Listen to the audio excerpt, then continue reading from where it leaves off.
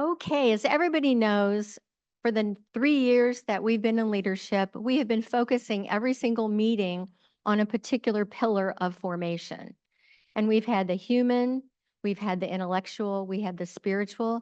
And this is the first time we've really gone after the communal pillar of formation. You know, we're an extension of the monastery we serve. So when we go out into the world, we're the ones that bring the Benedictine charism to those who are around us.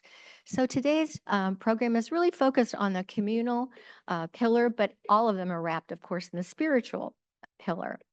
And preparing for this, I found something in a book by Sister Joan Chittister. It's called The Radical Christian Life, A Year with Saint Benedict. And I love this quote. There is no amount of darkness that can extinguish the inner light. The important thing is not to spend our lives trying to control our environment around us. The task is to control the environment within us. And I felt that was very appropriate to the ladies who will be speaking soon. So I brought a really dear friend of mine. Her name is Maggie Beightler, and she was the warden of Marion Correctional Facility at the men's prison in Marion, Ohio. And then she became the deputy warden for the Ohio Reformatory for Women in Marysville, which is where we volunteer. And actually, she was serving as deputy warden for the ladies who are about to speak with you. So I felt like it was appropriate for her to introduce each of your speakers today. So if you would please join me in welcoming Maggie Beightler.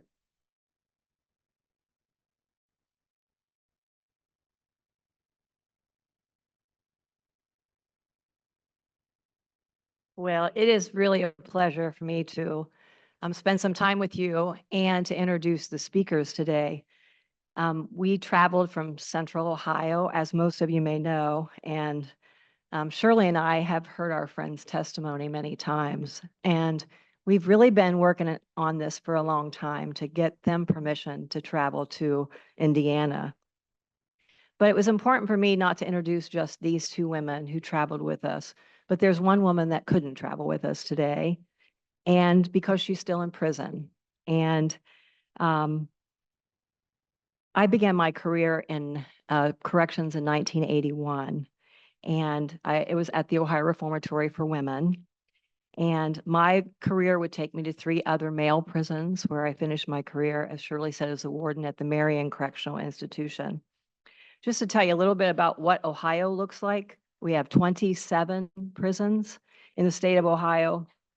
There are 44,928 incarcerated men and women.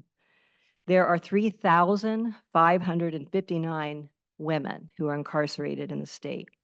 There are 113 men on death row and 1 woman on death row. There are 16 women currently who are pregnant in prison. And there are 4 little babies who are serving time with their mothers inside prison. Well, in 1990, I met a woman by the name of Alice Lundgren. And a lot of you know Alice from the stories that Sister Kathy has told you and Shirley. And I met her in 1990, and she was given a sentence of 150 to life for a crime of aggravated murder and kidnapping. She wasn't even present when the crime was committed. Alice came to prison amidst a lot of threats from her co-defendants who arrived to prison that same day. She had threats from people who were in prison. And in order to keep her safe, just to protect her from the ongoing threats that were in the prison, she worked for me. I was a deputy warden at that time, and I knew my charge was to keep her safe because there were many threats. I saw a broken woman who was so damaged that she had no self-worth. She had no purpose. So my purpose was to make sure that she knew that God loved her. She believed that she was unworthy and that no one would love her. But my biggest fear was the most serious threat just might be herself. It was important that I introduce her to you today because she's a part of your community. She is a Benedictine Oblate. And the woman I see now, some 35 years later, has matured into a faithful, strong woman who invests all her time in pouring into other women who are incarcerated and helping them to be prepared to be released from prison when she may never be released. I believe that one day she'll travel with Shirley and I, and that she'll be introduced in person to you. I believe that. But until that day, the reason I introduce you to her today is that so you will pray for her release, which we are currently working very diligently to make happen. And I believe God has great plans for her. So the first speaker who was permitted to travel with us today, his name is Chrystal Pfeifer. I gave you a little snapshot of what our prison looks like in Ohio, our prison system. Chrystal could give you a little bit of a different snapshot of what the prison looks like. She would have a whole list of different facts that she could tell you.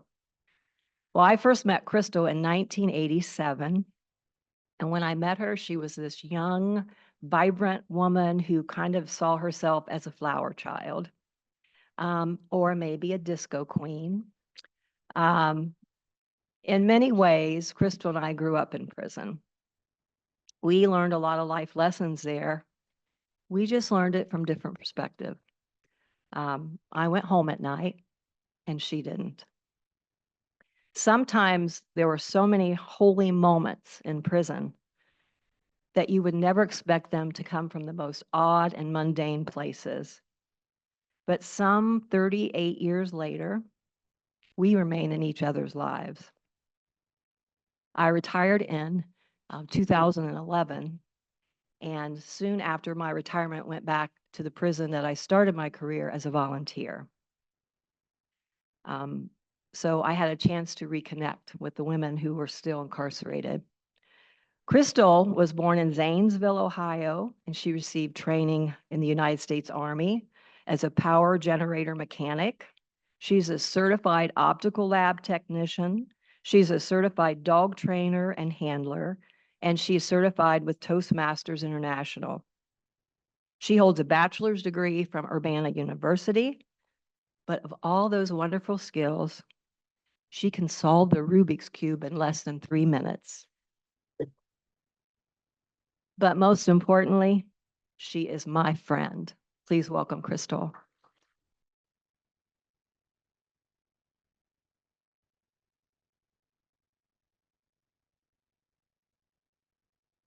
Don't make me cry. Thank you, Maggie. Can you believe we've known each other for that long? How old are we? Yes, very young, very young. So I'm so honored, everyone, to be able to share my life's journey and testimony with you. And I pray that after sharing, you will have gained a deep insight into my spiritual journey. I was born Chrystal Stem in 1963 to a 15-year-old mother and a 20-year-old father. He quickly left for Vietnam after he married my mom. So needless to say, grandma and grandpa pretty much became mom and dad until I was about 9 years old. Life was good up until then on a little farm in Zanesville, watching my grandpa dig post holes, with the old post hole diggers and keep in our horses and chickens. And I loved it. I loved it. It was a really good, fun, stable childhood. When I turned 9, though, I was adopted out of my family and my name was changed from Chrystal Stem to Chrystal Green. The adoption lasted 1 year. The Ed Green was an alcoholic and Shirley Green committed suicide by taking a bunch of pills. It was a very sad and unstable time for everyone involved. My grandma and grandpa came to my rescue again, as they would several times throughout my life. They were my lifeline every time my life hit rock bottom, and they were always truthful with me about everything that was going on.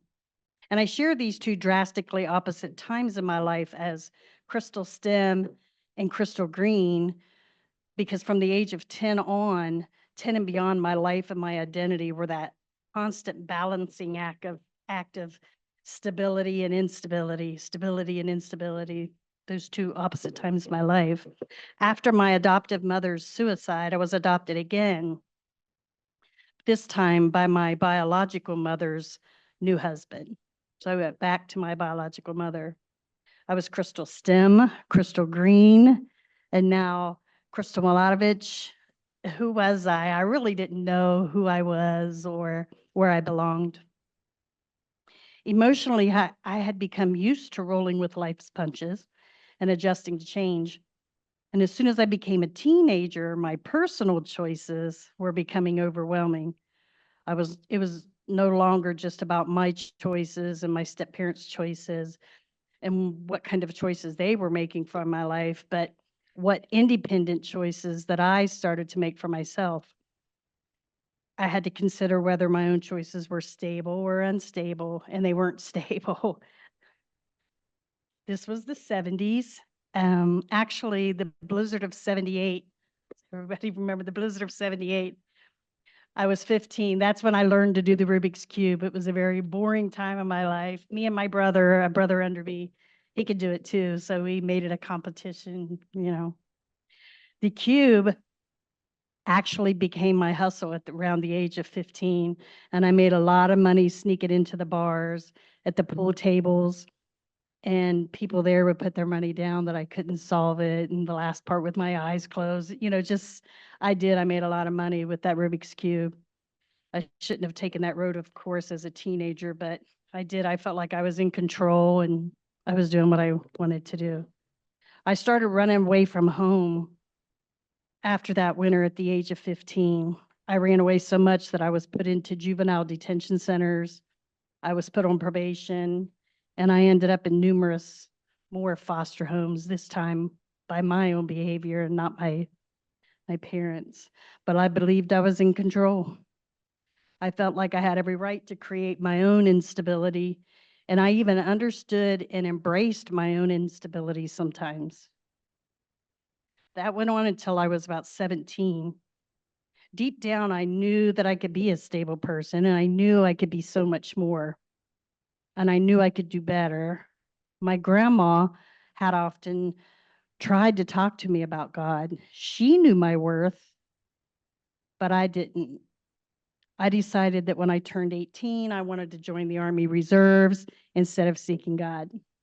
When I returned home, I had gained patriotic pride for my country, but I had also gained the desire to start drinking again. I rekindled a relationship with the man who I had run away with at the age of 16. He asked me to marry him, and I did. Unfortunately, I was not a Christian, and I would often go practice my hustle at the bars without my husband. I would sometimes be so drunk that I wouldn't even go home. On March 26, 1987, my husband found me with another man, and his life ended that day in a fight. My uncaring, living in the moment lifestyle changed so many lives that day. And the ripple effect of my husband's death continues to this day, 40 years later. My life sentence for my husband's death began in 1987. The first 10 years in prison were intense. I had no idea who I was, what planet I was on, or how I was going to do the time. Should I be Chrystal STEM, Chrystal Green, or maybe go by a nickname of Cube, you know, or Rubik? I needed a hustle for sure. Seriously, though, I was 24 years old when I began my sentence. And the longer I was there, the deeper my understanding grew of how self-centered I had behaved from the age of 15 and up. I hated the unstable choices I made, and I hated my past. My husband's family would never have Tim back, so why should my family ever have me back? I understood that, but I was devastated. Another thing I understood the longer I was there was that I still had that choice between stability and instability.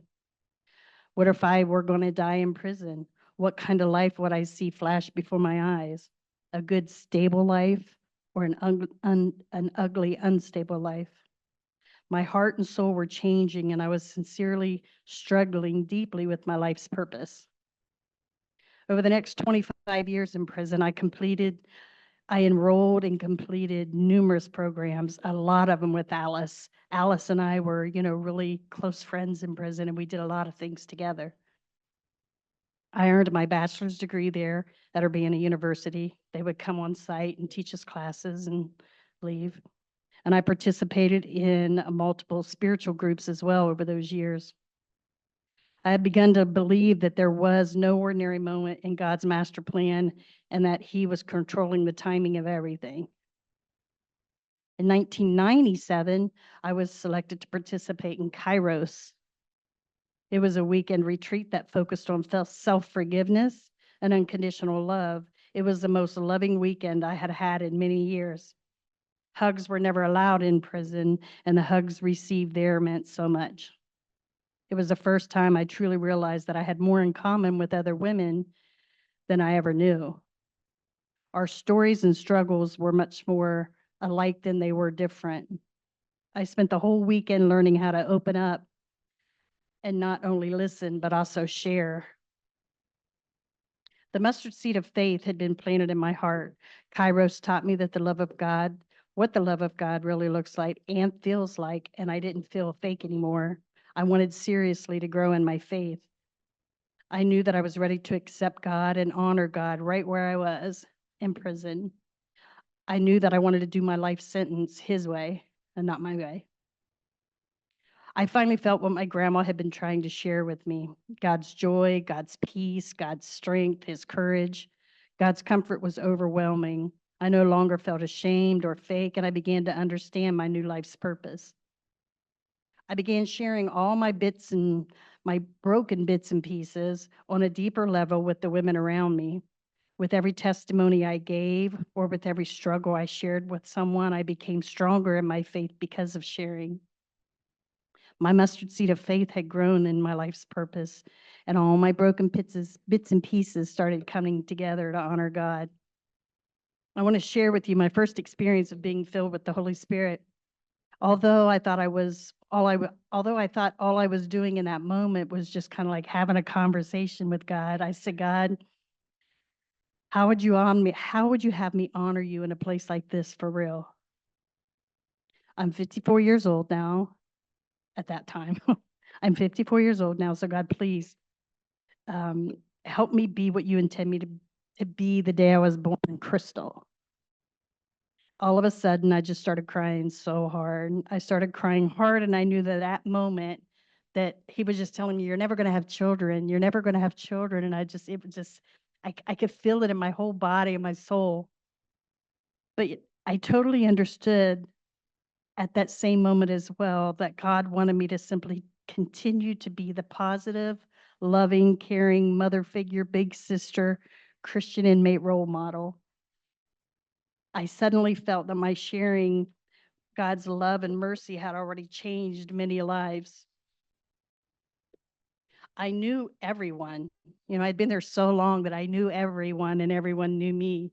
I had girls that called me mom, sis, All God wanted me to do was continue to smile every day and share where my peace and joy come from. Share the fact that they too can be a living testimony to God's grace and forgiveness. For 35 years, living in a prison community, I built bridges with my peers, and I have several strong, true friendships. I built bridges with authority figures, bosses. I've gained trust and respect. And most importantly, I built bridges and I never burned them. I knew that I could offer guidance and support to my younger lifer sisters who would get more and more time at the parole board. So I geared my focus towards leadership as I aged and started facilitating groups. I taught sign language with the help of deaf inmates. I tutored math to girls pursuing their GEDs. I trained dogs and trained other women how to train dogs. I strived forward no matter what. And many others learned that they too could do the same thing. I believe that there is a sacred sisterhood and brotherhood that we all deeply really yearn for. Being part of a community has helped me understand and embrace my self-worth. It has also helped me to reach a level of inner peace and emotional freedom. Self-awareness takes a lot of work, understanding who we were, understanding who we are, and understanding who we can become. In 2017, I was selected to participate in Kindway's Embark program. That's where Maggie was saying that she started volunteering, coming back in. It was a year-long faith-based program, which consisted of Celebrate Recovery using the Beatitudes and Getting It Right workbooks using cognitive behavior therapy. The experience was life-changing testimony in itself. After I graduated Embark, I was selected to remain a facilitator for another 5 years. Our fellowship through Embark allowed us all to share our hurts, our habits, our hang-ups, and then turn all that pain into strength to get life right once and for all. Our community was a journey from brokenness to wholeness, from guilt to forgiveness, and from incarceration to freedom. Almost 3 years ago, at the age of 59, after serving 35 years in prison, I was finally granted parole. For years and years, I dreamed about my release, prayed about my release, and even focused and prepared inside for my release. In reality, though, I had no idea how I would adapt. I was leaving with a duffel bag of personal belongings and had no idea what my next bed would feel like, what my next meal would taste like, my next anything. Over the years, I had heard so many different stories of failures and successes, and the unknown was really scary. The morning of my release, I kept repeating Isaiah 54:4. Do not be afraid, for you will not be put to shame. Do not fear disgrace, for you will not be humiliated. When that moment of my release came, I stepped from that world into this world. And when I saw everyone that was waiting for me, I knew I wasn't alone. With the support, love, guidance, and encouragement of Kindway and my sisters, I knew I could feel God's holy presence in that parking lot. Saying that I felt safe and loved is an understatement because the entire body of Christ was out there.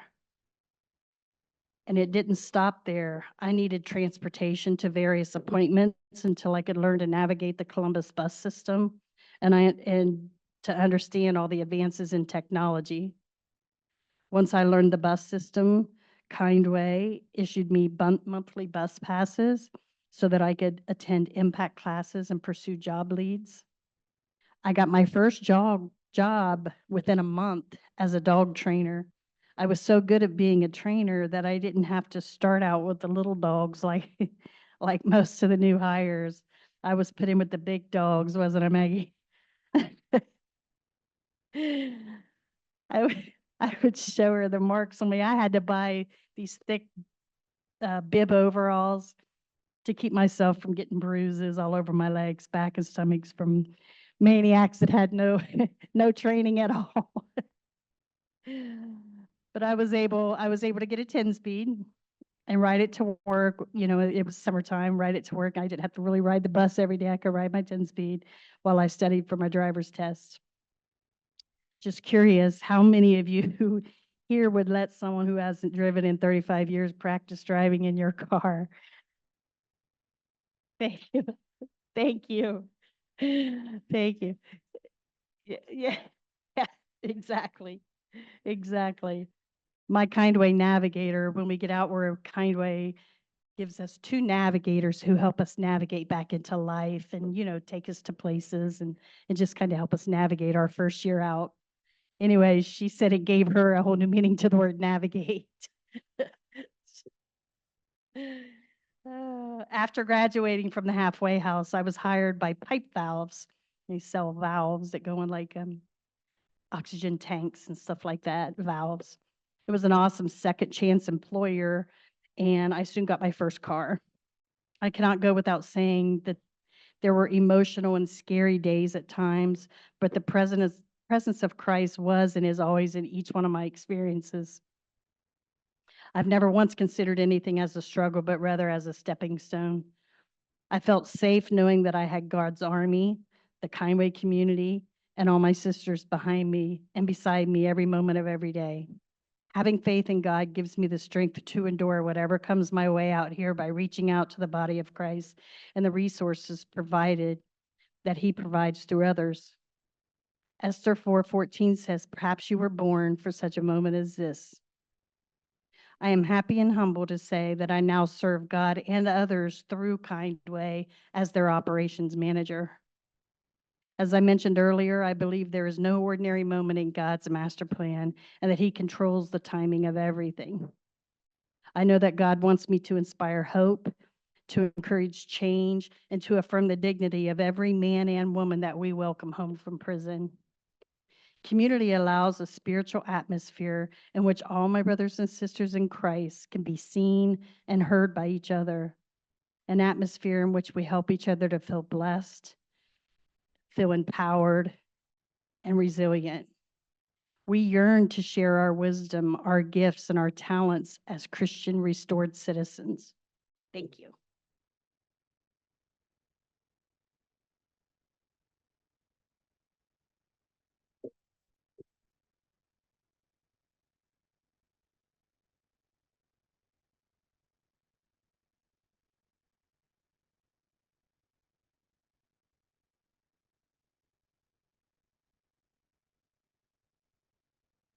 They have them on our agendas. Okay. Chrystal, thank you. That's all I could do to keep from crying, even though I heard it already before. You have the discussion questions, I believe, on your table, right? So we're going to give you about 12 to 15 minutes to discuss those questions at your table. And I believe our Zoom participants also have the questions, right? You should have had it on your agenda that was sent out below the survey. You should have your questions. So we're going to break you out into chat rooms so you can discuss as well. So we'll give about 15 minutes. Thank you. All right, everybody, we're going to call you back right now. And okay, we have an announcement first. Okay, so some people may have noticed Sue left. She was feeling very lightheaded and having a little bit of trouble breathing. So she's gone up to the infirmary or the third floor health center, healthcare, to have Marion check her out. So if you just kind of say a little prayer that, it's just low blood pressure or something like that. Sue Yoakum. Okay. Thank you, Stephanie. So we're going to introduce our next speaker now, and Maggie's going to come up and introduce our next speaker. And thank you for such great interaction and discussion. We appreciate it. Thank you. Well, our second speaker today, who was permitted to travel with us, I met in 2018, and Margie was a participant in the Kindway Embark program that Chrystal touched on a bit, that we would have classes where we're preparing women to re-enter society. It was really created to help men and women make a smooth transition with lots of wraparound services and programming inside the prison. So I met Margie as she was a participant in that class. I quickly learned that Margie and I had a lot in common. She talked about her family all the time. She had children and she loved them, but she loved being a grandmother. And so we shared lots of grandma stories with each other. But the first thing I noticed about Margie when I met her was she looked so familiar to me. I kept telling her, "You look so familiar to me." And she, and I knew what, she had come into prison, that I couldn't know her. She just must have that familiar face. So I learned that she was born in California. So, I have visited California, but I certainly didn't know her. And she was raised in Utah, and I've never been to Utah. She was from a military family.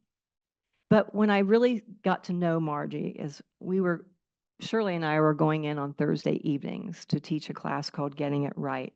And Margie would come in each Thursday evening to attend class.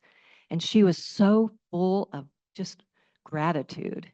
And every Thursday when I would come in, she would try to have a very serious conversation with me.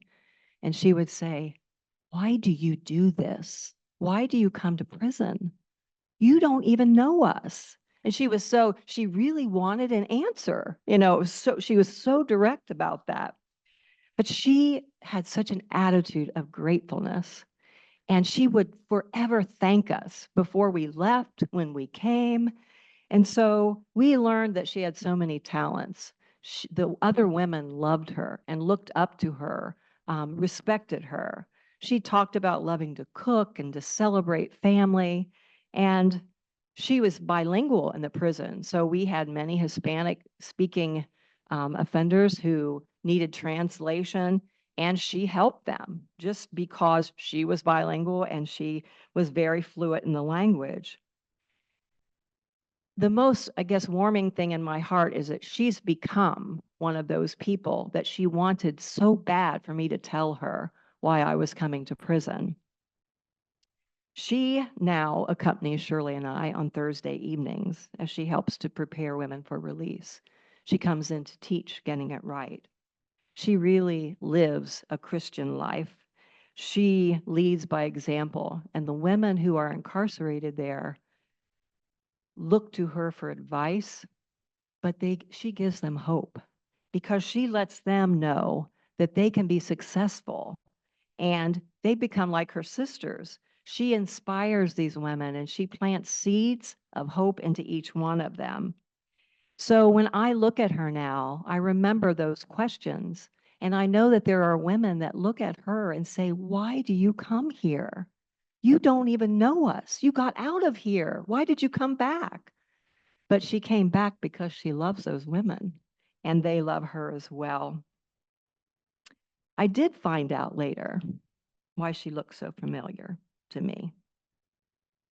I found out that she had lived and attended my home church, Our Lady of Lourdes in Marysville, Ohio. And when she told me that, I just looked at her like, she looked at me and said, yeah, I was a Eucharistic minister there. And as I looked at her, I knew that there was a woman who had served me the body of Christ at my own parish. Isn't it funny how God orchestrates the path of our lives?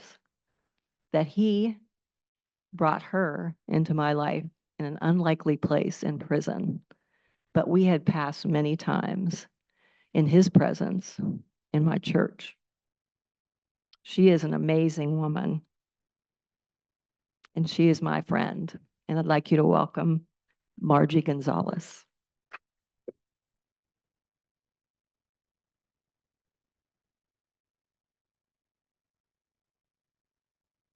Thank you, Maggie. Hi, my name is Margie. Oh. Is that better?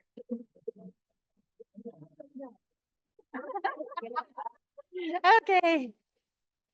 See. How do I get it back on here? How do I get it back? Is that good? I don't. Here. Oh, okay. Yes, who took that? Sister Jill. We have a lanyard. Oh, okay. I'm off to a great start. Good everybody. Okay, just push the blue button and it'll flat. Oh, never mind. I'm not gonna say. Okay, then. Okay. As I said, my name is Margie. I live in Columbus. I was incarcerated at the Ohio Reformatory for Women from 2015 to 2018. My first memory as a child was being sexually abused by my mother's grandfather. When I told my mom, she made excuses for him. The same thing happened later when I was getting a little bit older with a cousin. And when I told, they said that's just how boys are. He was a younger, not too old, but yeah. Growing up, we didn't have a whole lot. My dad was a mean retired Marine that later became a coal miner. He was often laid off from work. I remember going a long period of time without electricity. We would use a generator to cook. My dad was a somewhat functioning alcoholic. He was physically and mentally abusive. I remember he'd work in the coal mine and he'd do a swing shift. And I hated the weeks that he was on days and he'd be there at night. He was just very grumpy and it was hard to be around. Years later, we did become very close. I forgave him. And I promised myself that whatever it took, my kids wouldn't have to live like that. When my kids were young, we lived a very good life. Their dad wasn't around a whole lot, but he made sure that we were very well taken care of. My kids and I, we rarely took family vacations with all of us. It mainly had to be me and the kids. I think we took like maybe 2 or 3 vacations with their dad. When my youngest was 8, him and I split up and later divorced. I knew I had to do something to make ends meet. I hated asking their dad for anything. I did not want my kids brought up the way that I had. I made a chocolate flan, a cake that I had learned to make in Mexico. I would sell it to friends and family. I was a notary public. I would do notaries for people without documentation. Some paid pretty well. I wasn't always that type of person. When I was with their dad and when I could help somebody, I would help whoever I could. I remember there was a lady that lived in our neighborhood and she was from Mexico. She had 3 kids and I'd help take her like when she had a doctor's appointment or something and translate. Her lights got shut off. I'd help her get back on her feet and I tried to be a good person, but I ended up trying to take a shortcut.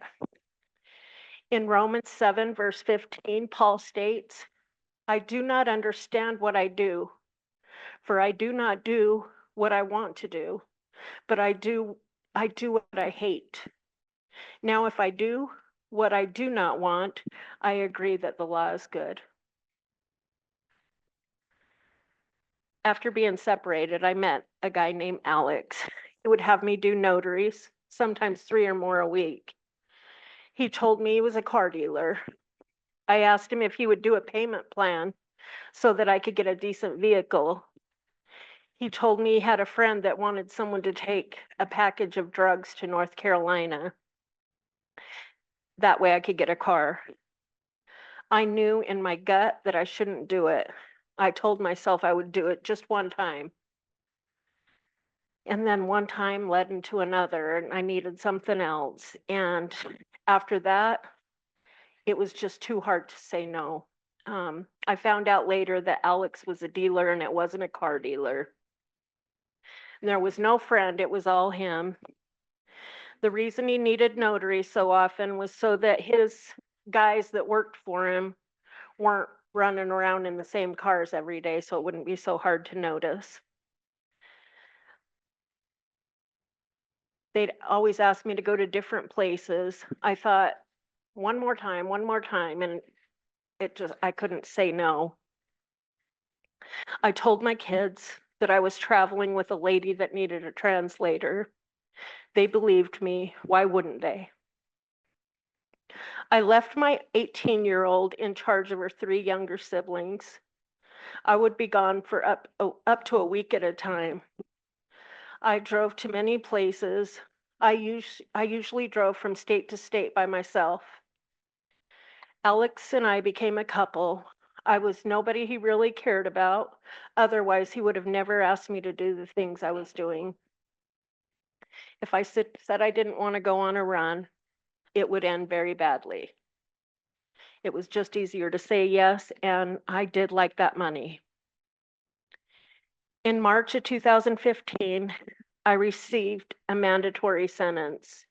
When arriving, I thought my life was over, and I had to do 3 years mandatory. I didn't know what I was going to do. I was devastated. Having no family in Ohio and having to leave my kids and my grandkids alone broke my heart. I had so many so-called friends when I had a pocket full of cash, and I haven't heard from them since. They were all gone with my money. My 2 oldest daughters would visit every couple months. My 2 youngest didn't visit me for the first 2 years, but I was grateful for every visit. After arriving at the Ohio Reformatory for Women, I realized that was my only way out of the lifestyle that I had created for myself. I needed to make a change. I enrolled and completed an administrative office technology class. In this 1-year educational class, I learned the skills necessary to work in an office setting. It was my goal to gain employment in an office support staff upon release. I signed up for as many programs and classes as I could. One of the most important classes I completed was Money Smart. This is a program that was created by the FDIC and is a program that helps people learn and enhance their financial skills. I am clearly aware that I allowed my financial struggles to get me involved in criminal activity. Money Smart really taught me how to budget, prioritize purchases, track my spending, and be diligent in paying my bills. My faith was very important to me. I knew how important it was to reconnect with it. So I participated in as many faith-based programs. Monasteries of the Heart, facilitated by Miss Shirley, who I grew to love so early in my incarceration. I loved being a sacred sister. I always said I wanted to visit a monastery, and I am so thankful for this opportunity. I participated in Kind Way as well. This faith-based program was created by Warden Christine Money, where navigators would come in weekly, meet with us for several hours. We would discuss life choices, decision-making, and many other topics to help us navigate back into society successfully.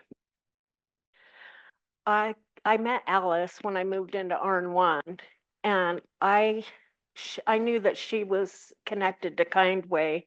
One of my sisters from Kind Way, which at that time was just my friend, but she said Alice is doing 150 to life. I'm like, why is she so happy? Here I am whining and crying about doing 3 years, and this lady just has she is such a blessed human being that just passes Jesus' word to everybody. It was amazing. So after this program, it made me a better person. The volunteers that went to spend time with me are now some of my best friends. We are family. We meet several times a year for reunions. I am closer to these women and men than I am to my own family. I met my husband, who also is impacted by incarceration through this program. We met at a church in Columbus, and at that time we didn't know that we were both in Embark Kind Way. And then when we went to our first reunion together, that night there was so many people there that they had each season stand up. And then we both stood up at season 6 and we're like, whoa. So, I totally believe that God put him in my life and he's the best thing. I'm very grateful for him. While I was incarcerated, the RN1 unit that I lived in where I first met Alice is where residents were required to do 8 to 10 hours a day of meaningful activity, such as school, employment, program, and community service. Grateful I went there, and when I asked Alice about Kind Way, she said, Margie, you have to be chosen. And she still tells the ladies that. And when we get there, she said, you were chosen. And I know I was chosen, and I am so grateful. During my time, I also completed many other programs. I completed a 5-week building maintenance program, which taught me many useful hand-on skills. Because of my completion of this program, I was chosen to participate in an apprenticeship program for ODOT, the Ohio Department of Transportation, where I worked hard and was offered an interview for a position with ODOT while still incarcerated, and secured employment before even being released from prison. I left prison, where I was considered state property, and became a full-time state employee instead. It takes a lot of work and dedication and drive to change the narrative and make others believe you have grown and transformed your life. But it was worth every day. I knew I had to prove I was worth a second chance. Working at ODOT with a lot of grumpy old men, sorry, but they would ask me to get them a tool, and at the first time I was like, what is that? And so later on, when they'd ask me, I'd go around the corner and Google it. I knew what to do. I plowed snow. I picked up dead deer out of the freeway. I filled potholes. Some of my coworkers now are just like, I can't believe you did all that stuff. After working for close to 5 years with ODOT, I finally decided to find a work in an office setting. I had interviews for different office positions within ODOT, but was never offered the job. I told myself it wasn't meant to be. However, in March of 2023, after another nervous interview, I was offered an administrative professional position with the Ohio Public Defender's Office that I happily accepted. I started as an administrative professional in the agency's appeal and post-conviction department. And after a coworker's retirement, I took over her position in this intake and prison legal service department. I help set up the attorney telephone calls and visits with clients who are in prison. I schedule hearings and assign attorneys to them. I open and close files and distribute department mail. I have helped find documents for clients that I was once incarcerated with. But my favorite part of my position is this. I now spend Friday afternoons working at ORW, the very place I was incarcerated. I help one of the attorneys with a weekly orientation that they put in for any of the new women that arrived at prison that week. I am able to connect with these women in ways most cannot, by telling them and showing them that you are capable and that you do have a choice in this life, in the life you want to live. You just have to put in the effort, stay determined, and maintain a good attitude. The reason I am so passionate about helping others is because someone helped me. If I didn't have the support I was given while incarcerated, I may have resorted back to the same destructive behaviors that landed me there in the first place. I remember being at ORW when a previously incarcerated woman came back. She told her story. It was so inspiring. And in that moment, I knew that I too could be a better person and a contributing member to society in a lawful way. When I speak with the new ladies coming into prison, I let them know that change is possible. They often feel defeated, like they've hit rock bottom, and that nobody cares. And when I tell them I understand where they are and share my story of who I was versus who I am, they realize that they can also want more for themselves, their children, and their families. And it inspires them to want to use their time in prison to bring about positive change. The feeling I had when people cared enough to spend time with me is unexplainable now. I just want to be that listening, supportive ear for others. Not only do I professionally visit ORW once a week, but I volunteer there too, as Maggie told you. with the same program that once had such an impact on me during my incarceration. Kindway Embark. The ORW warden, ORW staff, and Embark team members all trust me to return several times per month as a navigator, also known as a mentor.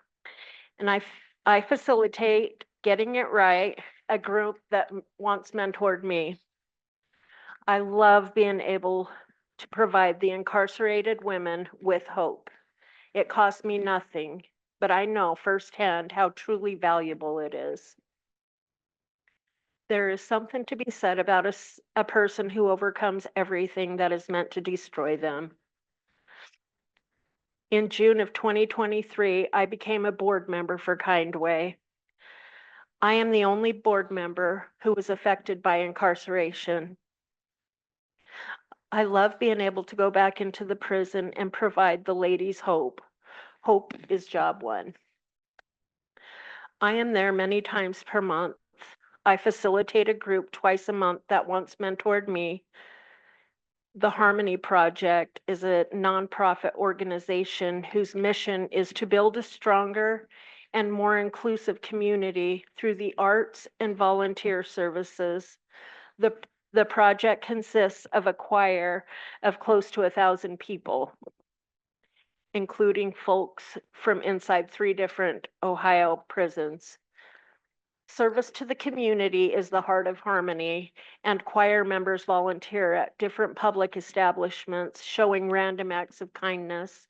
We are able to earn our way to sing on stage amongst many other members serving others. Incarcerated men and women who join Harmony from inside prison express themselves through their talents and voices, using shared experience to promote healing. Performances building community inside and outside of prison, helping to break down social barriers and stereotypes. The Harmony members gain new perspective, develop empathy, and increase self-confidence as they learn that where they are does not define who they are. I volunteer with Harmony at ORW and occasionally with the men at Pickaway Correctional Institution.